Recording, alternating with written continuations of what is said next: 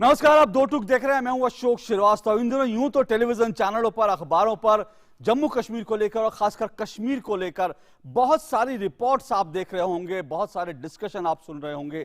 लेकिन ये जो रिपोर्ट्स आ रही हैं कश्मीर से, जो रिपोर्ट्स आ रही हैं कश्मीर के जो विजुअल्स आप तक पहुंच रहे हैं, क्या ये विजुअल, ये कश्मीर की जो तस्वीर आ रही है, जो रिपोर्ट्स आ रही हैं, क्या ये आधी अधूरी है या फिर ये दरअसल जो है ये पूरे वीडियो और ये जो रिपोर्ट्स आप देख रहे हैं ये बनावटी हैं? ऐसा हम इसलिए कह रहे हैं क्योंकि कुछ विदेशी मीडिया और कुछ भारतीय पत्रकार, कुछ भारतीय मीडिया इस तरह के बात कर रहे हैं। वो लगातार कह रहे हैं कि कश्मीर को लेकर जो सच है वो छुपाया जा रहा है और मीडिया को लेकर के, मीडिया को खास करके वहां पर प्रतिबंधित कर दिया गया है। मीडिया वहां काम नहीं कर पा रहा है, ऐसा यहां पर कुछ पत्रकारों ने कहा है। दिल्ली में कल हमने देखा था प्रेस क्लब में एक प्रेस कॉन्फ्रेंस भी हुई थी जिसमें पत्रकारों ने ये आरोप लगाए थे कि वहां पर जम्मू कश्मीर में, खासकर कश्मीर की बात कर रहा हूं, कश्मीर में मीडिया को कतई काम नहीं करने दिया जा रहा, वहां से मीडिया रिपोर्ट्स आ ही नहीं रही हैं। ऐसे तमाम सवाल उठे थे। हालांकि हम पाकिस्तान को लेकर जो मीडिया की तरफ से रिपोर्ट्स आ रही है, हम लगातार उस पर बात करते रहे हैं और पाकिस्तान की तरफ से किस तरह से एक फेक न्यूज का प्रोपेगेंडा चलाया जा रहा है कश्मीर को लेकर के, हम उसको जरूर जानते हैं। विदेशी मीडिया की रिपोर्ट्स है, उसको लेकर भी हमने कई सवाल खड़े किए हैं क्योंकि विदेशी मीडिया, जिसमें कई बहुत बीबीसी जैसे मीडिया हाउस भी हैं, उनकी कुछ रिपोर्ट्स को लेकर भी कई सवाल उठे थे। वो सवाल भी हमने उठाए थे। लेकिन कुछ भारतीय पत्रकार अगर कहें कि मीडिया को वहां पर काम नहीं करने दिया जा रहा है, प्रतिबंधित है मीडिया, तो इस पर भी चर्चा जरूर होनी चाहिए। दो टूक में आज हम इसी पर चर्चा करेंगे और एक सवाल नहीं, हमारे सामने कई सवाल है, वो तमाम सवाल हम उठाएंगे जो भारत में कुछ पत्रकार उठा रहे हैं, दिल्ली में कुछ पत्रकारों ने उठाया, वो तमाम सवाल हम उठाएंगे। दरअसल वो सवाल क्या है, एक एक करके जरा उन पर नजर डाल लीजिए, किस तरह के सवाल उठाए गए हैं और इन सवालों में क्या सच है, मैं उस पर आऊंगा। लेकिन सवाल क्या है, क्या कश्मीर में मीडिया ब्लैकआउट है? यह कहा जा रहा है कि कश्मीर में मीडिया को पूरी तरह से ब्लैकआउट कर दिया गया है। क्या कश्मीर में अखबार नहीं छप पा रहे हैं? क्या कश्मीर में पत्रकारों को कहीं आने जाने नहीं दिया जा रहा है? क्या कश्मीर में पत्रकारों के पास कर्फ्यू पास है, उसके बाद भी उनको कहीं आने जाने से रोका जा रहा है? कर्फ्यू पास, इस शब्द पर मैं आऊंगा, कर्फ्यू पास की जब मैं बात कर रहा हूं। क्या कश्मीर में टीवी चैनलों का प्रसारण पूरी तरह से ठप है? और क्या कश्मीर में मीडिया ब्लैकआउट ऐसा है जिसे आपातकाल से भी बुरा दौर कहा जा सकता है? ये तमाम सवाल उठे हैं और आज दो टूक में इन्हीं तमाम सवालों पर हम चर्चा करेंगे। तो कश्मीर में मीडिया प्रतिबंध का सच, यही अब जानने की कोशिश करेंगे आज दो टूक में। मेरे साथ तीन मेहमान जुड़ रहे हैं, एक एक करके परिचय करा दूं। मेरे साथ जयशंकर गुप्त जी हैं। जयशंकर गुप्त जी अध्यक्ष हैं प्रेस एसोसिएशन ऑफ इंडिया के और प्रेस काउंसिल ऑफ इंडिया के भी सदस्य हैं, वरिष्ठ पत्रकार हैं। मेरे साथ दूसरे मेहमान साजिद यूसुफ हैं। साजिद यूसुफ कश्मीरी एक्टिविस्ट हैं, कश्मीरी युवा हैं और कई तरह के कश्मीर में जो है अभियान चलाते रहते हैं। मेरे साथ तीसरे मेहमान आरती टिक्कू हैं। आरती टिक्कू टाइम्स ऑफ इंडिया की सीनियर एडिटर हैं। और एक बार फिर बात आपको याद दिला दूं कि जब 370 वहां से हटने का ऐलान हुआ, उसके बाद अगले 2 हफ्ते तक, लगभग 15 दिन तक ये वहां पर ग्राउंड पर थी। वहां से लगभग मीडिया रिपोर्टिंग हर रोज कर रही थी टाइम्स ऑफ इंडिया के लिए। आप तीनों का बहुत बहुत शुक्रिया और स्वागत। मैं शुरुआत करता हूं जयशंकर गुप्त जी आपसे। ये जो क्योंकि प्रेस क्लब में जो सभा हुई थी वो भी, और उसके अलावा भी जो है पत्रकार यहां पर कह रहे हैं, बहुत सारे पत्रकार कह रहे हैं कि मीडिया को वहां पर काम नहीं करने दिया जा रहा है, अखबार वहां से प्रकाशित नहीं हो रहे। कितना सच है इसमें? देखिए, कितना सच है ये तो वहां जाकर के देखा जा सकता है, देखने के बाद ही पता लग सकता है। अभी जो लेटेस्ट मामला आया है, कश्मीर टाइम्स की एग्जीक्यूटिव एडिटर हैं अनुराधा भसीन जी, उन्होंने सुप्रीम कोर्ट में एक याचिका दायर की है कि 5 अगस्त के बाद से जो रेस्ट्रिक्शंस लगे हैं घाटी वहाँ जम्मू कश्मीर में, इंटरनेट की फैसिलिटीज नहीं है, टेलीफोन की सुविधाएं नहीं है, उसके चलते अखबार नहीं छप पा रहे, उनका खुद का अखबार नहीं छप रहा है और वो सर्कुलेशन उससे प्रभावित हो रहा है, उनको आर्थिक नुकसान भी हो रहा है। ये तो उन्होंने खुद कहा है जी। अब देखिए, रिस्ट्रिक्शंस मीडिया पे नहीं लगा है कुछ भी, मीडिया पे किसी तरह का प्रतिबंध या पाबंदी नहीं है, लेकिन जिस ढंग से इंटरनेट को ये किया गया है या टेलीफोन सुविधाओं को या जो फ्री मूवमेंट है जर्नलिस्टों का, वो नहीं सुनिश्चित हो पा रहा है, तो उसके चलते अखबार नहीं छप पा रहे हैं। और आपको बता दूं मैं कि 22 अगस्त को प्रेस काउंसिल की मीटिंग थी यहीं पे दिल्ली में, प्रेस काउंसिल के मुख्यालय में हुई थी। उसमें हमारे एक सदस्य जो न्यूज एजेंसी के चीफ भी हैं, उन्होंने ये कहा कि 5 अगस्त से श्रीनगर डेडलाइन से हम लोग कोई भी खबर जारी नहीं कर पा रहे हैं। अब ये है, ये बातें सामने आ रही हैं। देखिए जयशंकर जी, इसलिए आपको मैं थोड़ा सा रोकना चाहूंगा। जैसे आपने कहा कि ये तो वहीं जाकर स्थिति मालूम पड़ेगी कश्मीर जाकर की। लेकिन जैसा अनुराधा भसीन, तो क्या ये माने कि अनुराधा भसीन ने जो कहा था उसके आधार पर ये नैरेटिव बिल्ड किया गया कि वहां से अखबार नहीं छप रहे हैं? क्योंकि इससे पहले मैं आगे बढ़ूं, मैं आपको आज की लिस्ट बता रहा हूं जो मेरे पास आज श्रीनगर से मेरे रिपोर्टर ने, मैंने उनसे विजुअल भी मंगाए। आज श्रीनगर से जो अखबार छपे हैं मैं उनके बारे में बता दूं। ग्रेटर कश्मीर, ये वहां का प्रमुख अखबार है, ये श्रीनगर से आज छपा है। राइजिंग कश्मीर आज छपा है। इसके अलावा कश्मीर टाइम्स वहां से आज छपा है। कश्मीर उज़्मा, ये उर्दू अखबार है, ये भी लगातार छप रहा है, आज भी छपा है। एक तामिल इरशाद है, ये भी उर्दू अखबार है, ये भी वहां से छपा है। कश्मीर इमेज, कश्मीर रीडर, ये तमाम अखबार छपे। और मुझे नहीं पता कि ये मेरे पास 2 अखबार हाथ में है, कश्मीर टाइम्स, ये दोनों जो अखबार जो हैं ये भी मेरे पास है, ये भी कश्मीर के हैं। ये एक ही 18 अगस्त का अखबार है और दूसरा अखबार जो है वो 19 अगस्त का अखबार है। और अगर मैं 18 या 19 अगस्त के अखबार पे जाऊं तो उस पर जो पहली रिपोर्ट है, पहली जो खबर है, वो पहली खबर जो है वो कश्मीर से डेटेड है, कश्मीर श्रीनगर से डेटलाइन है। और माजिद नबी एक उनके पत्रकार हैं, उनकी रिपोर्ट है। माजिद नबी जो है श्रीनगर बेस्ड पत्रकार हैं, उनकी रिपोर्ट ये कश्मीर टाइम्स में छपी हुई है। और मैंने आज की लिस्ट बताई जो आज अखबार छपे। तो ये कैसे कहा जा सकता है कि वहां पर अखबार बंद है? क्या ये एक फेक नैरेटिव नहीं हुआ? नहीं, इसमें फेक नैरेटिव नहीं होगा। आज हो सकता है कुछ अखबार छपा आज भी सर, मैं एक सेकंड सुन लीजिए जी, सुन लीजिए। ये श्रीनगर एडिशन छपा है या जम्मू एडिशन छपा है? एक तो पहली बात ये देख के आप सुनिश्चित कर सकते हैं कि कौन से एडिशन छपे। नहीं, जो मैंने आपको अखबार बताई श्रीनगर एडिशन है, ये तमाम श्रीनगर एडिशन है। उज़्मा, जो कश्मीर उज़्मा है उसका कोई जम्मू एडिशन नहीं छपता। जो तामिल इरशाद है उर्दू अखबार, उसका कोई जम्मू एडिशन नहीं छपता। Rising Kashmir, Srinagar times, greater Kashmir, Kashmir image, Kashmir reader, Kashmir image भी जहां तक मेरी जानकारी है ये जम्मू से नहीं छपता। ये तमाम अखबारों की लिस्ट है जो आज श्रीनगर से छपे हैं। और आज नहीं छपे हैं क्योंकि मैं भी, अभी आरती जी अपना अनुभव बताया, उससे पहले मैं भी बता दूं, मैं भी वहां पर 10 दिन था और 10 दिन में रोज सुबह हम अखबार, ये देखिए, ये मेरे पास आज विजुअल आ चुके हैं, ये मैं विजुअल दिखा रहा हूं। ये विजुअल जो है, ट्रिब्यून को छोड़ दीजिए, ट्रिब्यून तो वहां से प्रकाशित। इसके अलावा ये जो विजुअल देख रहे हैं ये आज के अखबार हैं जो आज अभी मेरे रिपोर्टर ने श्रीनगर से मेरे पास भेजे हैं। जो आज इसमें आज के भी अखबार हैं, कल के भी अखबार हैं, इसमें कश्मीर के अखबार हैं जो कश्मीर से छपे हुए हैं। ब्राइटर कश्मीर ये आप देख रहे हैं और इसके अलावा और भी तमाम अखबार हैं। जी जयशंकर जी, वही मेरा कहना है कि हो सकता है कि 1-2 दिन पहले अगर कुछ छपा हो इधर का तो हमको नहीं मालूम है, लेकिन 5 अगस्त से स्थिति यही थी। 22 अगस्त को तो खैर हमको एजेंसी के चीफ ने ही कहा, वही मीटिंग में ही कहा ये कि हम लोग श्रीनगर डेडलाइन से कोई खबर जारी नहीं कर पा रहे। देखिए, जम्मू कश्मीर का हाल ये है कि या तो अंतर्राष्ट्रीय मीडिया कुछ बता रहा है या फिर सरकारी सूत्र बता रहे हैं। अंतर्राष्ट्रीय मीडिया जो बता रहा है उसको सरकार गलत बता रही है, झूठी बता रही है। तो भारत सरकार को चाहिए था, जम्मू कश्मीर सरकार को चाहिए था कि यहाँ से जर्नलिस्टों की एक टीम ले जाकर दिखाइए, आप बताइए कि यहाँ क्या हो रहा है, क्या नहीं हो रहा। और दूसरा ये था कि जब कुछ मीडिया के लोग गए, जब अपोजिशन लीडर्स पे गए तो उनकी पिटाई की गई श्रीनगर एयरपोर्ट पे। तो अब इससे मैसेज तो यही जा रहा है ना कि आप कुछ दिखाना नहीं चाहते हैं, कुछ तो दबाना चाहते हैं, कुछ तो छिपाना चाहते हैं। और बात ये याद रखिएगा कि पाबंदी, रेस्ट्रिक्शंस मीडिया पे नहीं लगाया गया, ऑफिशियली नहीं लगाया गया, क्रिपल्ड कर दिया गया, उनको क्रिपल्ड कर दिया ताकि वो पूरी तरह से अपना अखबार। दोनों चीजों में मैं जयशंकर जी इसलिए कह रहा हूं, दोनों चीजों में फर्क है। क्रिपल्ड ठीक है, क्रिपल्ड करिए, लेकिन क्योंकि मैंने ये बार बार सुना, वो जो सभा हुई थी प्रेस क्लब में, उसमें भी, और माफ कीजिएगा मैं उसमें नहीं जाना चाहता, लेकिन साथ साथ दूसरी बात है, एक वेबसाइट पर मैंने आपका इंटरव्यू भी देखा था, वो वही वेबसाइट है जिसको अभी सुप्रीम कोर्ट ने कहा कि येलो जर्नलिज्म करने वाली वेबसाइट है। सुप्रीम कोर्ट ने उस वेबसाइट के लिए कहा, मैंने वहां पर भी आपका इंटरव्यू सुना था, उसमें यही कहा गया था कि वहां पर अखबार नहीं छप रहे हैं। मैं फिर आपसे कह रहा हूं कि मैं तमाम प्रमाण मेरे पास है कि अखबार वहां से छप रहे हैं, फिर भी आपने जो बात कही कि क्रिपल्ड है, सिचुएशन वहां पर है और लोग रिपोर्ट नहीं कर पा रहे हैं। अनुराधा भसीन भी उस टॉक में, जी मैं जानता हूं अनुराधा भसीन, मैं समझ गया मैं अनुराधा भसीन क्या कह रही है। वो पहले ग्रेटर कश्मीर में थी, क्या नैरेटिव था उनका, आज कश्मीर टाइम्स में क्या नैरेटिव, मैं उस पर नहीं जाता। लेकिन आरती, क्या वहां पर आपको लगता है कि मीडिया को ले जाना चाहिए था, क्योंकि मीडिया अपने आप से नहीं पहुंच पा रहा था, वहां सच की तलाश नहीं कर पा रहा था, क्योंकि आप वहां पर लगभग 15 दिन थी, तो क्या आपको भी इस तरह की चीजें फेस करनी पड़ी?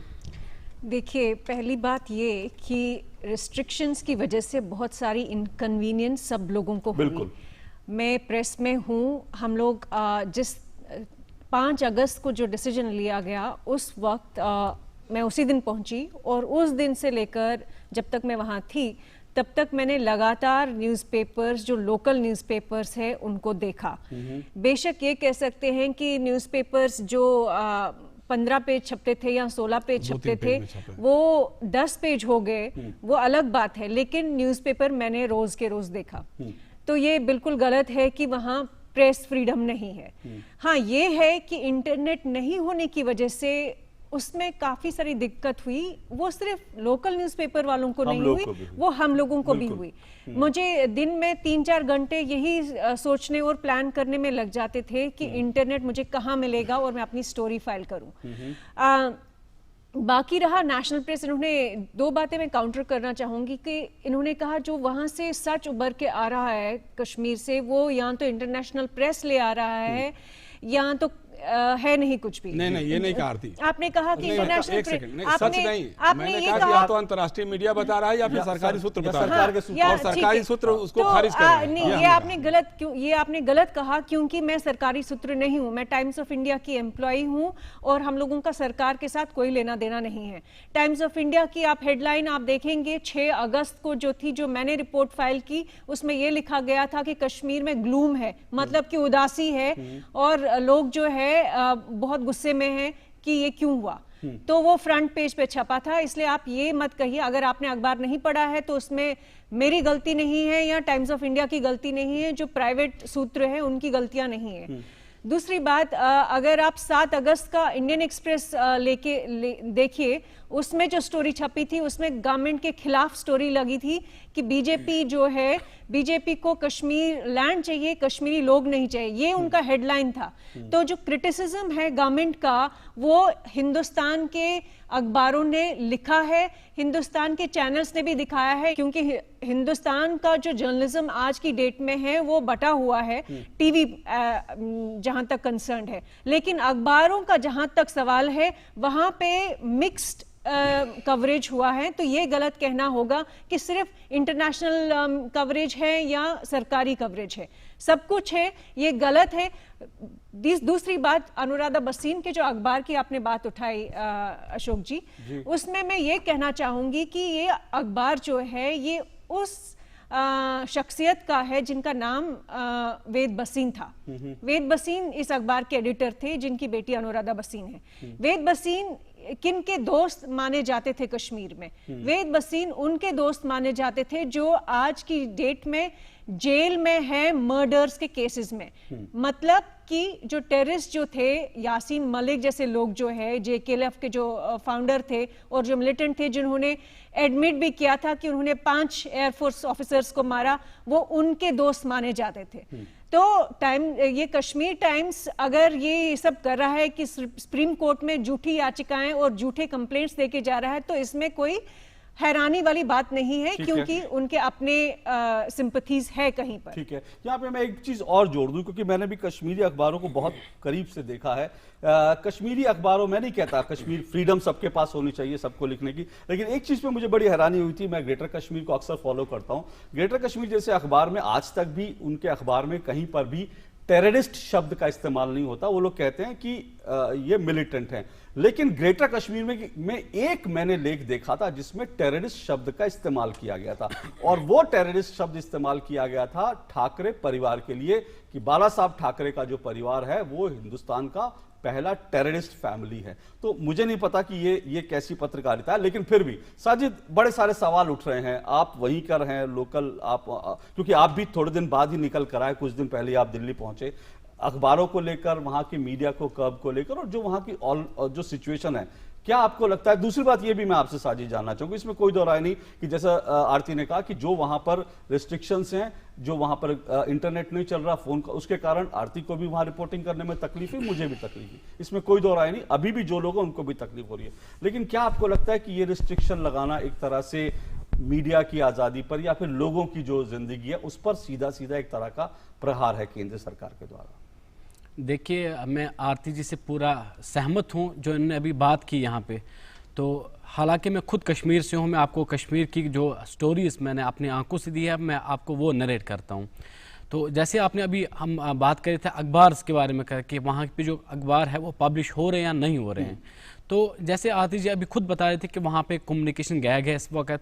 क्या पता कम्युनिकेशन गैग के कारण कि आज लगभग 4 अखबार आगे छप रहे हैं, कि कम्युनिकेशन गैप की वजह, अगर कम्युनिकेशन गैप नहीं होता तो वहाँ पे 10 अखबार छपते सबसे पहले। और दूसरी बात, सबसे ये चीज़ है कि अगर आज जो कश्मीर में जैसे नॉर्मल है, लेकिन कुछ वहाँ पे ट्रांसपोर्ट जितना पहले दिखता था रोड्स पे उतना नहीं है। क्या पता ट्रांसपोर्ट के कारण वहाँ पे जो अखबार हमारे हैं वो अच्छी जगह नहीं पहुँचते या सही जगह नहीं पहुँचते। और दूसरी बात, आपने कुछ अभी न्यूज़पेपर दिखाए, क्योंकि मैंने आपको पहले कहा मैं खुद वहीं से हूँ, तो मैं थोड़ा बहुत वो क्लियर करने के लिए आपको बता देता हूँ। जैसे आपने अभी तामिल इरशाद की बात की, इससे ये उर्दू अखबार है और हमारे जो नॉर्थ कश्मीर से ये वहाँ से पब्लिश होता है। ये श्रीनगर की बात में नॉर्थ कश्मीर की बात कर रहा हूँ। आपने अभी बात कर रहे थे कि ग्रेटर कश्मीर के बारे में। ग्रेटर कश्मीर जो है वो श्रीनगर का न्यूज़पेपर, और श्रीनगर में जम्मू में का भी है, लेकिन जो एडिशन आपने अभी दिखाई ये श्रीनगर का है। यहाँ बाकी अपने जो न्यूज़पेपर्स है is based on the Kashmir, ये श्रीनगर बेस्ड न्यूज़पेपर्स है। दैट मीन्स कहीं ना कहीं इनके पास अगर इंटरनेट एक्सेस है, ये अपना जो पब्लिकेशन है ये छपा रहे हैं। किसी के पास एक चीज़ है पब्लिकेशन, किसी के पास इंटरनेट एक्सेस नहीं होगा तो उसका अखबार कॉमन सेंस है वो छपेगा नहीं। और दैट डजंट मीन कि अगर दो लोगों का जैसे गवर्नमेंट जी एग्जैक्टली, जैसे अगर गवर्नमेंट को ये मीडिया अगर उनको बैन करनी थी, ये मुझे बताइए आपके सामने ब्राइटर कश्मीर पढ़ा हो या इतने न्यूज़पेपर बाकी पढ़े हुए हैं, तो वो ब्लैकआउट अभी तक क्यों नहीं है? दैट मीन्स जो बाकी अभी अखबार नहीं छप रहे हैं, दैट मीन्स कहीं ना कहीं कम्युनिकेशन गैप है अभी, या कम्युनिकेशन जो आज कम्युनिकेशन वहां पर ठप है उसके कारण अखबार वहां पे नहीं छप रहे हैं। छोटा सा ब्रेक लेता हूं, ब्रेक के बाद मैं आता हूं, कुछ और मुद्दों पर बात करूं, क्योंकि ये भी कहा गया कि वहां पे टेलीविजन चैनल भी ठप हैं, उसका भी मैं आपको प्रमाण दिखाऊंगा इस ब्रेक के बाद। पक्की होगी बुनियादें तो हंसे हिंदुस्तान होगा। पहले करो शुरुआत करो, करो तो पक्की बात करो, पहले करो शुरुआत करो, करो तो पक्की। वंडर सीमेंट, एक परफेक्ट शुरुआत।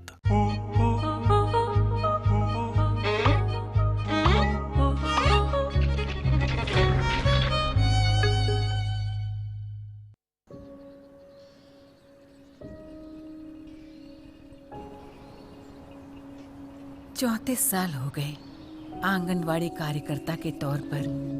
यहाँ का हर बच्चा मेरी आंखों के सामने ही पला बड़ा है। कल यहाँ से जाने के बाद क्या यही गांव वाले मेरा योगदान याद रखेंगे?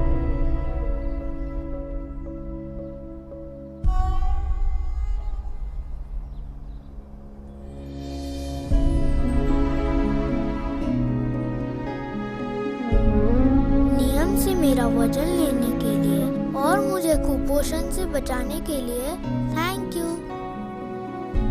हमें समय पर पोषाहार देने के लिए धन्यवाद। मैडम, क ख ग से LLB तक का रास्ता आपने ही दिखाया था। इस सफर को शुरू करवाने के लिए थैंक यू।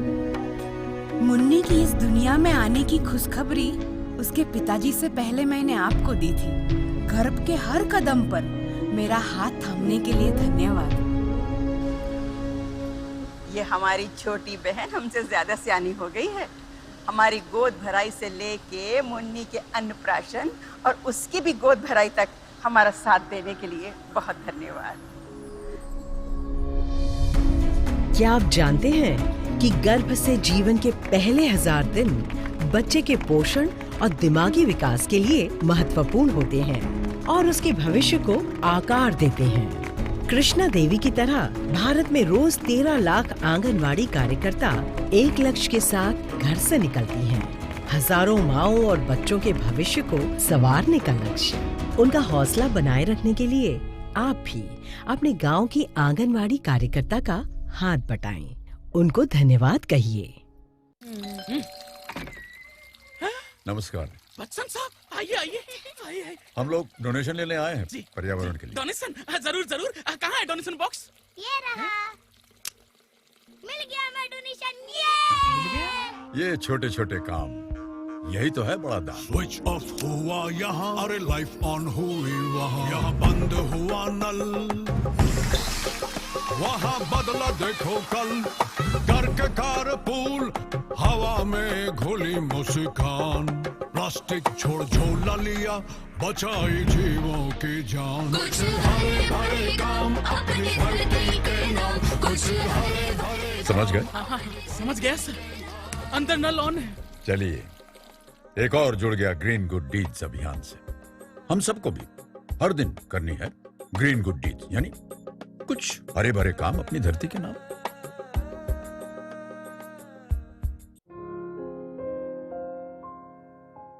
खाने पीने के बिल पे जो सर्विस चार्ज लगाते हैं, इसे चुकाना या न चुकाना ये ग्राहक की मर्जी है। जो ग्राहक से जबरदस्ती सर्विस चार्ज लगाएगा, अनफेयर ट्रेड प्रैक्टिस का वो दोषी माना जाएगा। रेस्टोरेंट द्वारा ऐसा करने पर ग्राहक कंज्यूमर फोरम यानी उपभोक्ता मंच की शरण ले सकता है। सर्विस चार्ज जरूरी नहीं, ग्राहक की मजबूरी नहीं।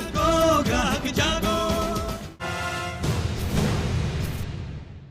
दो टूक में आपका एक बार फिर स्वागत है। दो टूक में आज हम बात कर रहे हैं कश्मीर में मीडिया प्रतिबंध के सच की बात कर रहे हैं। एक बात और यहां पर कश्मीर के संदर्भ में कही जा रही है कि वहां पर टीवी चैनल बैन है, ब्लैकआउट कर दिए गए हैं, टीवी चैनल नहीं देख पा रहे हैं। उसका मैं आपको एक प्रमाण दिखाना चाहता हूं। आप ये प्रमाण देखिए कि टीवी चैनलों को ब्लैकआउट करने की जो बात की, वहां लोग टीवी चैनल नहीं देख पा रहे हैं, उसका एक प्रमाण जो है वो आप देखिए इस ग्राफिक के जरिए मैं आपको कुछ चीजें दिखाता हूं। बार्क के आंकड़े के अनुसार 5 से 16 अगस्त की अवधि में बार्क का जो आंकड़ा वो ये कहता है कि 5 से 16 अगस्त की जो अवधि थी, उस अवधि में जो डीडी कशीर चैनल है, डीडी कशीर चैनल की मैं बात करूं जो कश्मीर का चैनल है, डीडी कशीर चैनल जो है उस डीडी कशीर चैनल की जो व्यूअरशिप है वो लगभग 50% बढ़ गई डीडी कशीर की। और इसके अलावा जी बार्क का ये आंकड़ा है कि 5 से 16 अगस्त के बीच का आंकड़ा बता रहा हूं, डीडी कशीर के दर्शकों की संख्या में 50% की बढ़त हुई। और इसी अवधि में 5 से 12 के बीच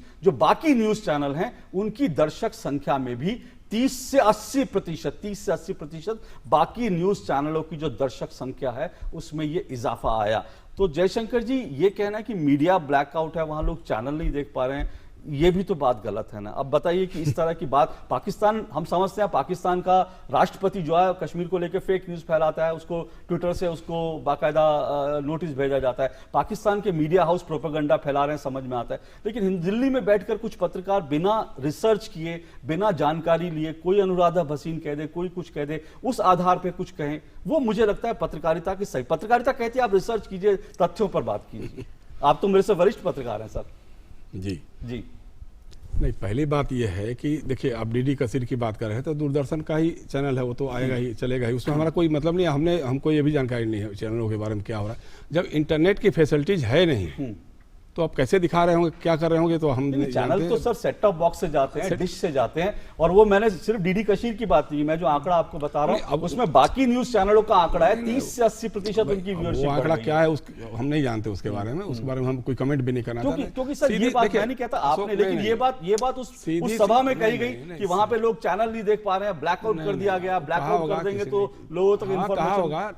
सीधी सी बात यह है कि जब आधिकारिक रूप से मीडिया काम नहीं कर पाएगा तो अफवाहों का बाजार गर्म होगा। मतलब आधिकारिक रूप से कैसे? अखबार छप रहे हैं, चैनल चल रहे हैं, अखबार छप रहे हैं, कितने अखबार छप रहे हैं, कितनी कापियां छप रहे हैं, कौन अखबार छप रहे हैं? मैं फिर आपको लिस्ट बता दिया, आप कहें तो मैं दोबारा बताते हूँ। ग्रेटर कश्मीर नहीं, कितनी कापियां छप रही हैं, कहाँ जब मूवमेंट नहीं हो रहा है? श्रीनगर में छप रहे हैं सर, मैंने आपको अभी दृश्य दिखाया सर, ये देखिए श्रीनगर के अखबार हैं सर, ये ब्राइटर कश्मीर का अखबार। अशोक, आज सुप्रीम कोर्ट में जब अनुराधा भसीन ने बात उठाई, सुप्रीम कोर्ट ने शोकाज नोटिस जारी किया भारत सरकार। ठीक है सर, वो कोर्ट का हक है, अनुराधा भसीन का हक है, कोर्ट का हक है। नहीं, वही मैं कहना चाहता हूं। लेकिन फैक्ट्स तो लेकिन फैक्ट्स कैसे आप जो दिखा रहे हो फैक्ट पे बात करनी चाहिए ना। मैं अगर आपको अखबार दिखा रहा हूं सर और मैं आपको बात का फिगर दिखा रहा हूं, तो सवाल ये देखिए, बेहतर होता कि आप कश्मीर के कुछ पत्रकारों को भी बुला लिए होते, उनसे बात करते, फिर वो लोग रियल स्थिति बताते। आप कहते हैं मैं बीबीसी का पत्रकार, चलिए मैं बीबीसी का नहीं, वहां के लोग, मैं इसलिए कह रहा हूं क्योंकि बीबीसी के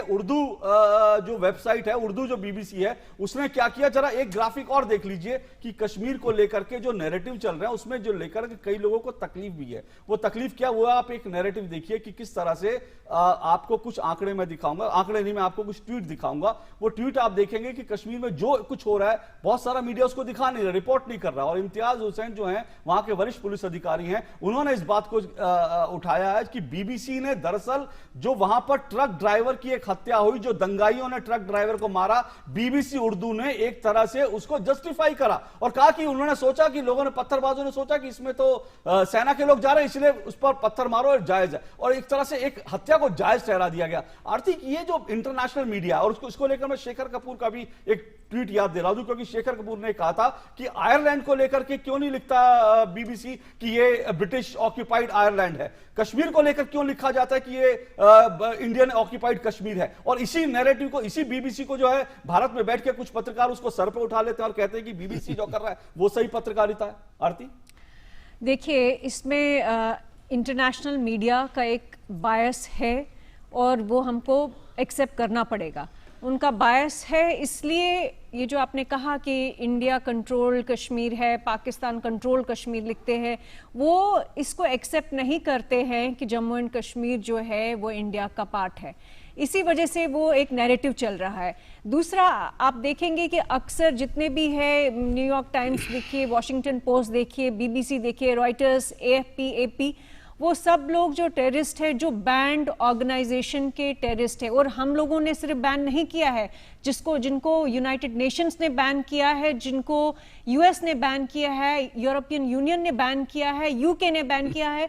कश्मीर के जो ऑर्गेनाइजेशंस है उनको वो रेबल्स बोलते हैं, तो गनमैन बोलते हैं, अनआइडेंटिफाइड गनमैन बोलते हैं।